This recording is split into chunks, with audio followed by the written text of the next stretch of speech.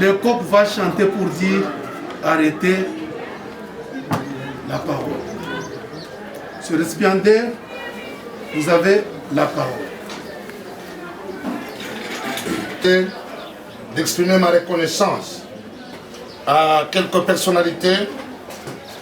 Particulièrement, je voudrais dire merci à M. Chibango et à M. Solochi à qui j'ai dédié le travail, qui n'ont cessé de me pousser et de me soutenir pour que j'aille plus loin.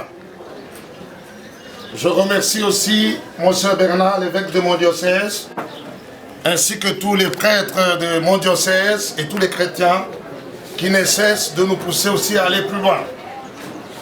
Je voudrais aussi remercier les professeurs de notre département et tous ceux avec qui nous avons dû échanger personnellement autour de ce travail pour essayer de l'amener à l'état où il se trouve. Et là, je pense particulièrement au professeur Maëlle Hilo et le professeur Emmanuel Banoissizé qui ont accepté de m'accompagner dans cette démarche de réflexion et surtout pour avoir perçu la pertinence de cette pensée de Whitehead dans notre alma mater. Je remercie aussi ma famille qui ne cesse jour et nuit d'être avec moi dans les moments difficiles comme dans les moments de joie, ainsi que tous les amis. Je vous remercie vous tous qui êtes là. Aujourd'hui, c'est un jour que j'attendais pour faire rapport de ce que j'ai dû faire comme recherche. J'ai travaillé sur enjeux et portée épistémologique de l'entité actuelle selon Alfred Knopf Whitehead. Le point de départ de notre pensée était la conviction que chaque période fonctionne avec un paradigme, avec une méthodologie et une orientation ainsi que des applications éthiques. Et j'ai constaté qu'à un moment donné dans le cours de l'histoire, la pensée, la science a évolué avec le paradigme substantialiste, qui est un paradigme de la simplicité, qui est un paradigme de l'exclusion, qui est un paradigme de la mutilation. Et c'est ainsi que Whitehead, ayant perçu cela en son temps, il a décidé de pouvoir proposer une autre manière de penser, qui est cette pensée, cette épistémologie processuelle. Et c'est comme ça qu'on quittera l'ordre roi pour aller vers la process philosophie. Et nous pensons qu'en abordant cette question, nous pouvons aider notre département, notre université et les autres chercheurs à aller de l'avant. En prenant ce sujet, nous nous sommes dit qu'il fallait trouver une méthode. Nous avons utilisé la méthode herméneutico-critique à la manière de Eric David Hirsch, qui est cette méthode qui consiste dans l'exhumation de l'intention de l'auteur, à partir du sens verbal et en passant par la communauté des sens. Et pour délimiter notre sujet, parce que cet auteur est abordé dans beaucoup de choses, dans beaucoup de domaines, nous nous sommes dit d'expliquer que Whitehead a trois instances, trois moments dans sa philosophie. La première phase, c'est la phase de Cambridge, où Whitehead explique, il aborde les questions logico-mathématiques. Et ça, c'est la première phase, où il y a le principe en mathématiques qui est développé, ainsi que les autres documents qu'il a publiés. La deuxième phase, c'est la phase du Whitehead de Londres. C'est le Whitehead 2. Le Whitehead de Londres, c'est celui-là qui est consacré à la philosophie de la nature. C'est celui-là qui aborde la question de la cosmologie. Et c'est cela qu'on trouve particulièrement développé le concept de nature, comme on dit le concept of nature. Et là, c'est une période aussi où il a produit beaucoup de livres qui vont être suffisamment développés dans Process and Reality. Et la troisième phase, c'est la phase de Whitehead 3. Il est fondamentalement la phase de la métaphysique et c'est la phase de l'épistémologie. C'est là que nous avons une publication comme La science et le monde moderne, qui rassemble les conférences faites à l'Institut de l'OL et en 1925. C'est dans cette phase qu'on a aussi le livre important de Whitehead, Aventure d'idées. Aventure d'idées. Et cette période va de 1924 à 1947. Nous nous limiterons particulièrement dans ce travail de DEA à Whitehead 3. Nous sommes dans des questions aux enjeux épistémologiques, aux enjeux scientifiques. Mais pour asseoir notre conviction qu'aujourd'hui il faut le paradigme processuel, nous avons dû créer 4 chapitres. Nous voulons vous livrer succinctement les grandes idées de ces 4 chapitres.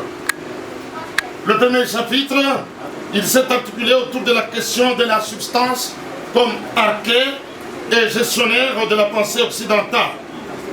Voulant bien comprendre le concept de substance, nous nous sommes mis à l'écoute, à la lecture de certains auteurs comme Aristote, comme René Descartes, comme Leibniz et bien d'autres pour vouloir montrer qu'il existait dans la philosophie du paradigme substantialiste une naissance d'un discours qu'on appelle le monologisme.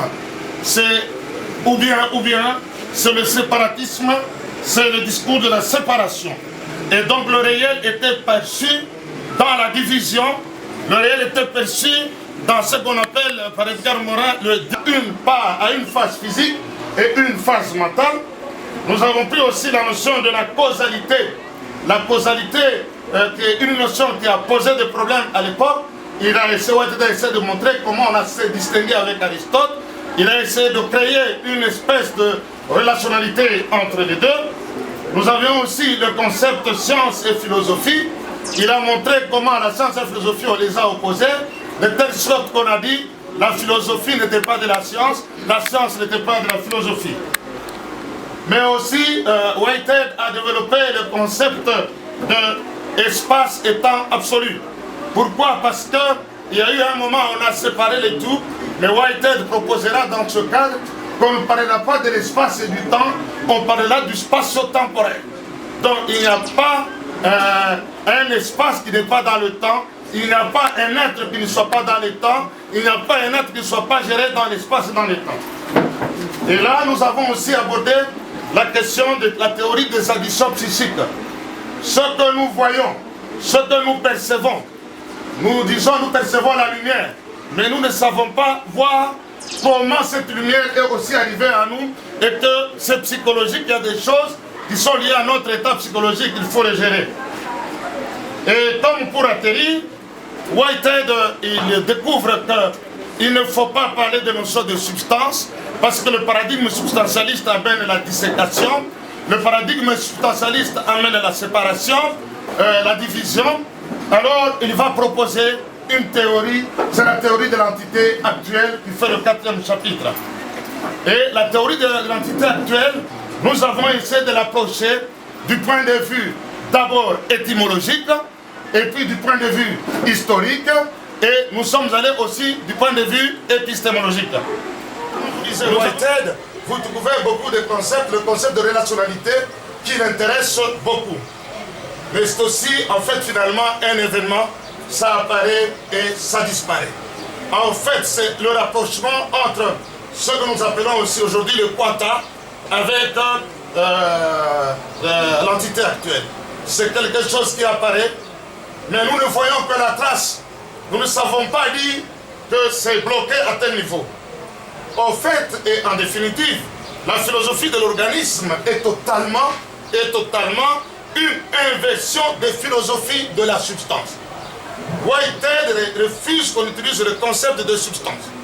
Il dit le concept qui convient, c'est l'entité actuelle. Mais si nous avons l'entité actuelle, cela peut nous permettre de comprendre comment on peut expliquer aussi ce dynamisme. C'est comme ça que nous avons développé un point qui s'appelle l'herméneutique du procès. Cette herméneutique du procès nous permet de comprendre que le process n'a pas commencé uniquement avec Whitehead. Il existe déjà beaucoup d'auteurs, comme Héraclite, qui avait déjà parlé de Pantaré, tout coule, tout passe. Moyennant le correctif que l'on sait, que chez Héraclite, le changement est dans l'être.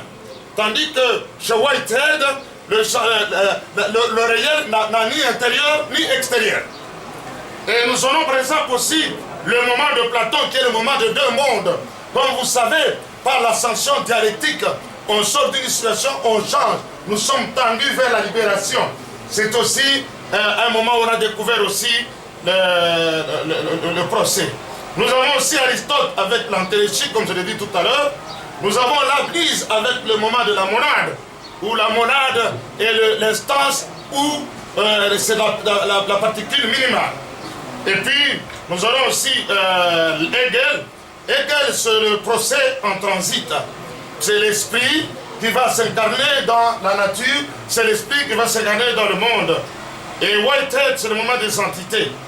Ces auteurs nous sont venus à la rescousse. Pourquoi? C'est pour que nous puissions comprendre quelques principes généraux qui font fonctionner l'entité actuelle et qui mériteraient d'être signalés. Il y a d'abord le principe ontologique.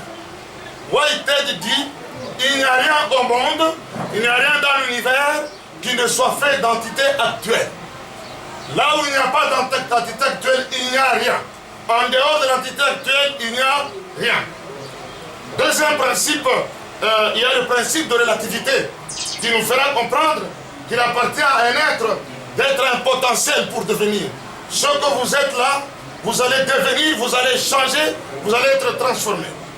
Il y a le principe du procès qui dit que tout est mouvement, tout est devenir. C'est la nature fondamentale de l'entité actuelle. Nous devenons. Et il y a le principe du subjectivisme réformé qui soutiendra quant à lui qu'à part les espérants du sujet, il n'y a rien. C'est le sujet qui arrive à connaître, c'est le sujet qui fait l'expérience.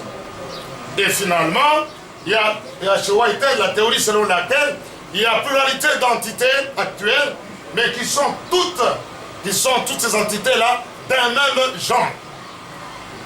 Et ce chapitre-là nous a permis de voir un peu comment on avançait dans cette pensée-là. Il s'agit d'une réversion conceptuelle par rapport à la pensée substantialiste. De ce qui précède, nous devons dire que une question peut surgir. Qu'est-ce qui soutient finalement? Quel est le socle de l'entité actuelle? C'est une question qui peut être posée. C'est une question qui peut être examinée en profondeur et on peut dire ce qu'on peut dire. Et nous voulons dire aussi que finalement l'entité actuelle est portée par quoi? Et nous sommes aussi conscients qu'il y a eu des auteurs qui sont venus qui discutent avec la pensée de Whitehead. Nous pouvons prendre par exemple un auteur comme Hegel, pour que vous compreniez un peu ce qui se passe. Hegel dit l'esprit est là, l'esprit est universel, il se particularise. Whitehead dit ce qui est premier, c'est l'expérience. Vous comprenez pourquoi il y a eu un livre de Didier Delbez qui s'appelle L'empirisme spéculatif, qui est pratiquement en fait le contraire dans le titre de Gaston Bachelard, le rationalisme appliqué. Ici, il y a paiement de l'expérience, c'est lui, et il insiste, et il trouve que c'est la pensée de Hegel, elle peut être mise en difficulté. C'est vrai que nous sommes conscients, après avoir fait ce travail, que nous pouvions utiliser beaucoup d'auteurs, d'autres auteurs. Bon, certains ont peut-être été négligés, omis ou ignorés autour de cette thématique. Mais cela n'obéit qu'à une méthode. Dans un travail comme celui-ci, je ne pouvais pas tout dire. Mais ce dont je suis sûr, que ce que je dis ici, ce que j'ai soutenu, c'est une pensée qui a besoin d'amélioration, c'est une pensée qui a besoin d'un débat, c'est une pensée qui a besoin d'une amélioration. Voilà pourquoi je dis que ce que nous avons dit ici n'est pas fixé. Il est défixé. Il peut être falsifiable. Voilà pourquoi nous ouvrons les horizons à vous qui êtes là, de m'aider à améliorer ce travail. Je dis et je vous remercie. Voilà. À présent, nous devons donner la parole à votre directeur. Le constat est le suivant. Vers la fin, en comparant la pensée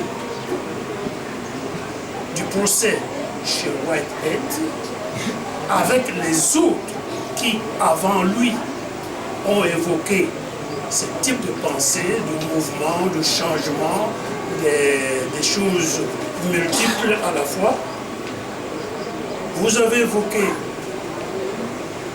les anciens Vous avez évoqué le moderne, mais je suis étonné, très étonné, de voir que parmi les modernes, ceux qui ont tenu un discours, qui ont élaboré une philosophie très proche de M. Whitehead, et qui de plus, cet auteur-là est contemporain à Whitehead, la différence d'âge étant simplement de 4 années. Je vais comparer les dates de naissance et les dates de décès, et qui tient un discours qui n'est pas nécessairement un discours fondé sur le même terme que Whitehead, mais sur ses propres termes. Mais quand vous le comparez, vous avez l'impression qu'ils disent chacun la même chose, mais en deux langages différents. Dans la liste des auteurs que vous avez évoqués et qui ont eu un discours comparable, parce qu'ici, vous comparez ce qui est comparable. Or, celui-là est bien sûr comparable, selon moi, à Whitehead. Et la question est toujours la même. Pourquoi ce silence? Bon, s'il en est ainsi, vous avez la parole. Si les circonstances et le temps nous avaient permis, nous aurions pu présenter d'autres penseurs avant Alfred Whitehead. Ce serait par exemple Charles Sanders Peirce, William James, Henry Bergson, John Dewey, etc. etc. Je pense que nous pensons que notre travail n'avait pas l'intention d'être le fondement de l'ontologie du procès. Si nous avions fait le travail sur le fondement de l'ontologie du procès, nous aurions pu mettre beaucoup d'auteurs. Il n'y a pas que Henry Bergson. J'ai même par exemple aujourd'hui, il y a Sheldon, nous avons aujourd'hui Sheldon qui est, c'est un défaut, Sheldon qui est aussi un contemporain qui est aujourd'hui qui écrit encore sur ça. Il y a beaucoup d'auteurs. Mais nous nous sommes dit, on va publier, c'est la partie incitative. Le travail n'est pas encore fini. Prenez, professeur, votre patience. Vous verrez que des choses vont sortir dans les prochains jours. Et là, vous saurez que nous allons faire une étude comparative avec Merleau-Ponty, avec Henry Bergson, avec les autres. C'est la partie incitative. Je ne veux pas livrer toutes les cartouches, professeur. Certaines choses, je les garde pour l'avenir. Donc, je comprends. Vous êtes un professeur, vous avez travaillé sur Henry Bergson. Il vous a fasciné. Et je comprends que nous comprenons que vous ne pouvez pas vous laisser insensible à son absence. Ce que vous aurez à faire, et ça c'est une observation que je vous fais, ce que vous aurez à faire à l'avenir, dans le cadre de votre recherche, c'est de bien montrer que cette partie est soit une partie intégrante de la thèse, soit une simple introduction à la thèse. Mais moi je pense qu'étant donné la qualité de ce travail, il peut être une partie intégrante de la thèse prochaine. Voilà l'observation que je fais. Au co-directeur, le professeur Manuel, attendez un peu que je chronomètre.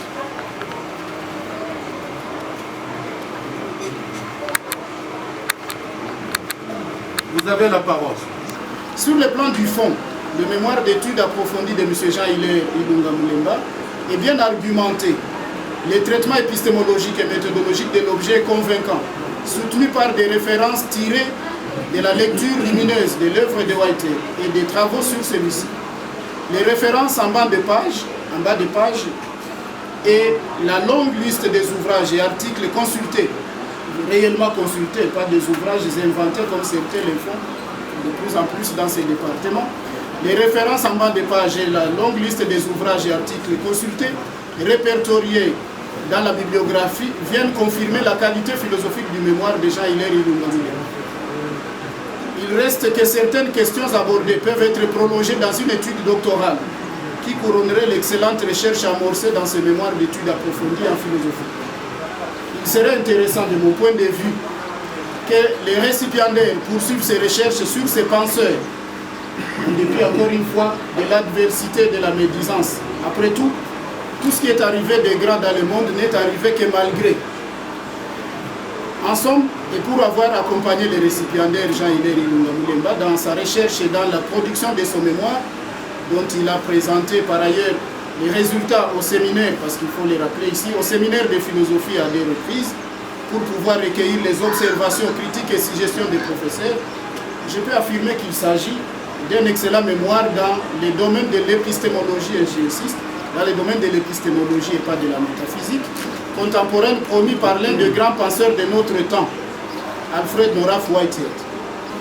3 questions, parce qu'on me dit qu'il ne faut pas en poser trop, je vais en poser finalement. Quel rapport pouvez-vous établir entre la philosophie de l'organisme de Whitehead et celle de l'organisation d'Edgar Morin? Alors je persiste à penser, à affirmer ici, et je voudrais le dire haut et fort, pour qu'on n'aille pas dit que je ne l'avais jamais dit. Je persiste donc à penser, à affirmer que la pensée métaphysique de Whitehead conduit inexorablement à l'athéisme, sinon à l'agnosticisme, qui est une forme atténuée de l'athéisme, dans la mesure où cette pensée affirme la thèse de l'auto-organisation de l'univers ou de la nature. Que pensez-vous de mon affirmation? Que pensez-vous de mon affirmation? Et la dernière question, aux pages 131 et 132 de votre mémoire, vous dressez un tableau comparatif entre les prédicaments d'Aristote, les 10 prédicaments d'Aristote, et les catégories de la métaphysique du procès, disons de la philosophie du process de Whitehead. Mais en lisant sérieusement cette comparaison-là, on peine à trouver vraiment la différence majeure entre les prédicaments d'Aristote et les 10 catégories de la philosophie du process de Whitehead. C'est presque la même chose. Sauf que Whitehead les dit de manière triviale, de manière descriptive, alors qu'Aristote les dit de manière logique. Quelle est la différence selon vous? Ce que Whitehead appelle la bifurcation de la nature, c'est ça que le principe de simplicité chez Edgar Morin, le principe de la mutilation, de la séparation. Donc les deux auteurs sont d'accord, sont en train de combattre tous le principe de la séparation. Et la deuxième chose, les deux promeuvent la reliance. La reliance est un concept de Edgar Morin, qu'Edgar Morin exploite beaucoup dans ses écrits, mais tandis que Whitehead lui parle de la relationnalité. Vous avez compris quand je disais ici, quand nous disions ici que science, philosophie, ils essaient d'articuler, c'est pour lutter contre ce qu'il appelle, Edgar Morin appelle le diabolos, le séparateur. Il faut relier, les deux sont reliés par ça. L'autre chose, c'est que les deux participent à l'organisation organiciste de la pensée. Tous croient qu'à cause du principe dialogique, par exemple, chez Edgar Morin, qui est le principe de fonctionner avec son contraire, ce principe existe aussi chez Whitehead en disant que les deux peuvent continuer.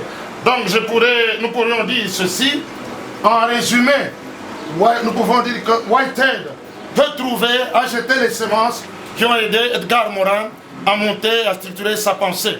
Bon, à propos de l'athéisme, il y a 3 concepts pour distinguer Whitehead et les autres penseurs. Il y a le théisme. Le théisme, c'est Dieu qui est une substance qui gère l'univers. Il y a ce qu'on appelle le panthéisme. C'est Dieu qui est en tout.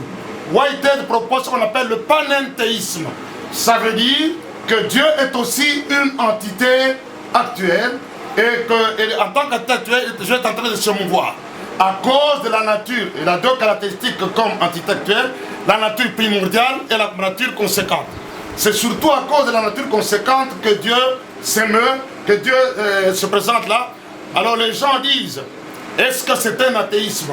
Au début, on n'a pas voulu enseigner Whitehead dans les universités chrétiennes à cause du fait qu'il avait mis Dieu dans la même catégorie que toutes les entités actuelles. Ça gênait les chrétiens qui donnaient la supériorité à Dieu. Est-ce un athéisme? Bon, pour les chrétiens radicaux, ils diront oui, c'est de l'athéisme. Parce qu'on a réduit Dieu au niveau des choses. Mais pour les non-chrétiens, ceux qui considèrent que c'est le principe absolu, ils peuvent dire, voilà une vie qui fonctionne avec un être que les autres appellent absolu. Dieu devient un être parmi les autres êtres. Voilà. Nous pensons que comme chrétiens, comme prêtres, nous disons que cette théorie du panenthéisme dérange la foi chrétienne. Et si ça dérange pour nous, ça devient quelque chose que nous appelons de l'athéisme. Parce que Dieu devient un élément de la nature. Je donne la parole au professeur Banza qui a remplacé le professeur du Congo-Brazza. L'entité actuelle dont vous parlez, est-ce que ce n'est pas un autre nom de l'antéréchie d'Aristote ou de la dialectique de Hegel? Antéréchie, acte et puissance. Est-ce que l'entité actuelle n'est pas un autre nom? Tout simplement, je veux dire, nous voulons dire que dans notre exposé, nous avions pu faire voir que ce qu'Aristote proposait dans l'antéréchie, à travers la théorie de l'antéréchie, s'applique au niveau de l'entité actuelle, surtout sur la question de le passage de l'acte à la puissance à l'acte. Voilà la jonction qu'il y a entre les deux. Et c'est pour ça que nous avions pris quelques auteurs pour montrer que Whitehead n'est pas le premier à avoir perçu cela. Parce que pour Whitehead, il n'y a pas d'entité actuelle qui ne soit devenir. L'entité actuelle est fondamentalement devenir.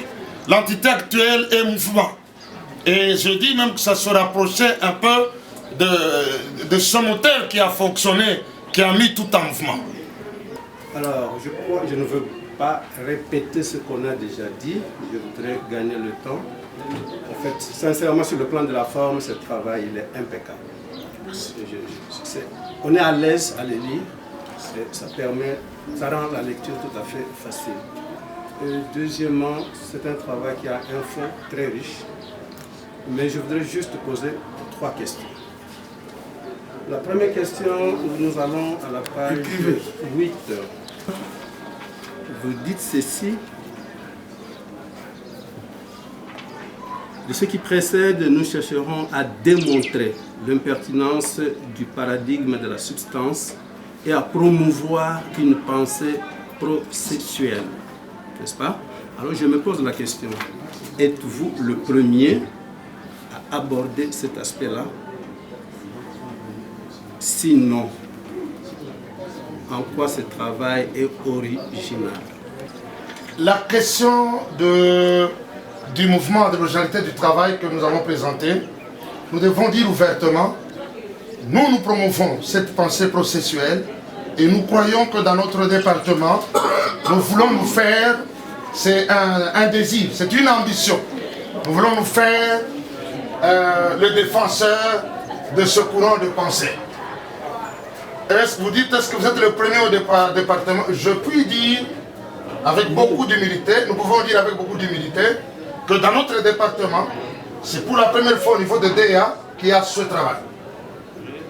Donc nous pensons, avec toute l'humilité, avec toute la réserve voulue, nous sommes le premier. Il est donc digne d'être encouragé au plus haut point, de façon à lui donner l'occasion ultime d'aller en doctorat en vue de rédiger sa thèse, bien évidemment en philosophie. Au final, j'accorde un avis très favorable. Professeur tutélaire Augustin Sonsissa, Université Marie Ngouabi de Brazzaville, professeur habilité à diriger les recherches. Cela fait aussi la joie de notre département de voir que un travail produit ici, envoyé ailleurs, a une évaluation positive. S'il fallait tout lire, on pouvait bien le faire, mais le temps nous faisant défaut, j'ai voulu que la conclusion seule soit lue. À présent, je m'accorde 15 minutes. À propos de la problématique, votre problématique pose problème au lecteur alors qu'elle est là. Combien de questions contient votre rubrique problématique? Montrer l'impertinence du paradigme de la substance et à promouvoir une pensée processuelle qui se veut une exigence actuelle de tout homme sous ses divers aspects. Le récipiendaire a respecté les minutes, nous en avons laissé 10. Pour la rubrique, je m'excuse, hein, il m'arrive de bégayer, pour la rubrique respect des temps, qu'on donne les codes qu'il faut. président, secrétaire et membres du jury chargé par le recteur de l'Université de Lubumbashi de procéder à l'examen du mémoire de diplôme d'études approfondies présenté par M. Ilunga Mulemba Jean-Hilaire pour l'obtention du diplôme d'études approfondies en philosophie. Après délibération à huis clos, avons pris la décision suivante. Messieurs Ilunga Mulemba Jean-Hilaire a réussi avec la mention grande distinction. Et Pierre Lubumbashi, le 21 août 2021. Président Pala, secrétaire Numbaïza et les membres qui sont là, Banza Kassanda, professeur Emma et professeur Maël. Merci et bonne chance.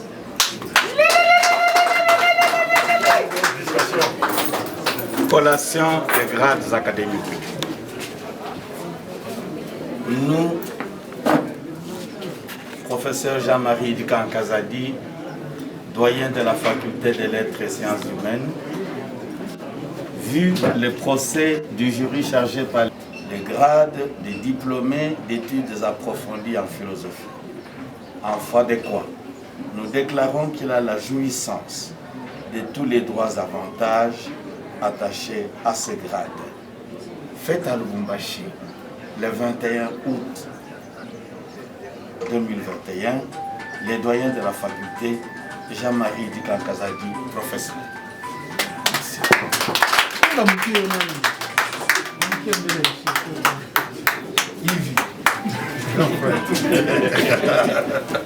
Merci pour tout. Merci. Félicitations au jury. Bon, nous allons mettre ici une photo souvenir. Oh, le coronavirus. Ils sont de la même famille, maman était là. Listen, them say, them tell you say you can never be the one. But God say, make I tell you say now you him choose in 1 month, in 1 week. You will sing a new song in 2 days, lesser than you will hear. Congratulations, you're in the glory of God. Congratulations, He has done it for you, and you will come back with a new song to sing. God is good. Yes, you will come again with a new song of praise. God is good. Oh, congratulations.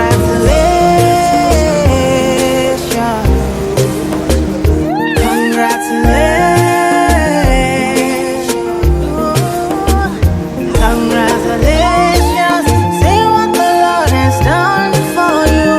Congratulations. God is good.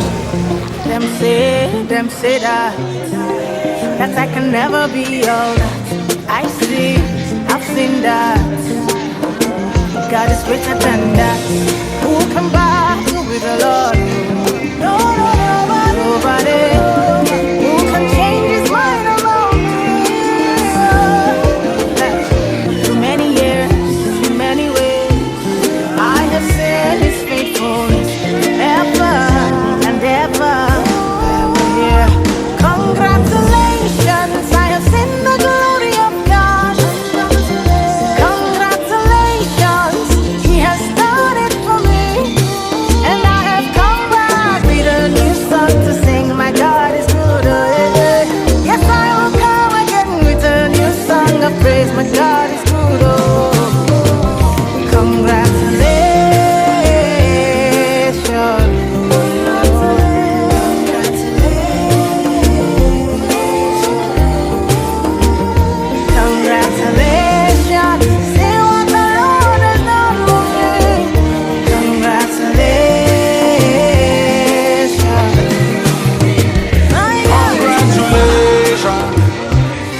tribulation. Congratulations.